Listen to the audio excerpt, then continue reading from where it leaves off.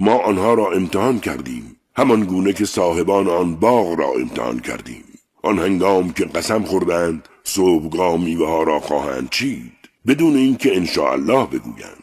پس بلایی بزرگ باغشان را احاطه کرد در حالی که در خواب بودند و آن باغ سرسبز چون شب تیره شد. صبحگاهان همدیگر را صدا زدند: اگر می‌خواهید محصولات را بچینید به سوی مزارع خود حرکت کنید. آنها رهسپار شدند در حالی که آهسته با هم سخن می‌گفتند: مراقب باشید امروز حتی یک فقیر به سراغتان نیاید.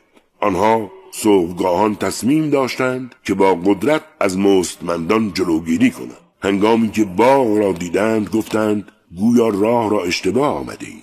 نه، ما از همه چیز محروم شده ایم. عاقل‌ترینشان گفت: آیا به شما نگفتم چرا خدا را تسبیح و ستایش نمی کنید؟ گفتند: پاک و منزه است پروردگار ما، بیشک ما زندگی ظالمانه‌ای داشتیم. سپس آنها رو به هم کردند و به ملامت یکدیگر پرداختند. گفتند: وای بر ما که طغیانگر بودیم. امیدواریم پروردگارمان بهتر از آن را به ما عطا کند، زیرا اکنون به او دل بسته ایم. این چنین است مجازات الهی و مجازات آخرت بزرگتر خواهد بود اگر درک کنند.